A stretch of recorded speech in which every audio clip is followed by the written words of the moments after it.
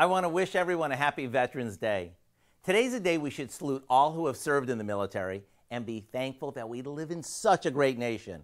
And if you're looking for something special to do for a veteran, how about whipping up a batch of our super easy chili for them?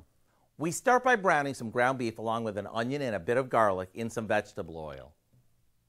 Now, we add some canned crushed tomatoes, a good amount of barbecue sauce, a couple cans of kidney beans, and a bunch of off-the-shelf spices.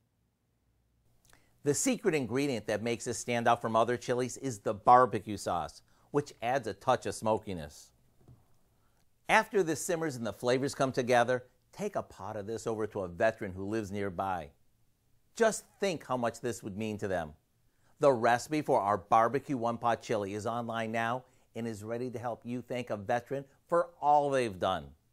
I'm Howard in the Mr. Food Test Kitchen, where today we found an honorable way for you to say, "Ooh, it's so good."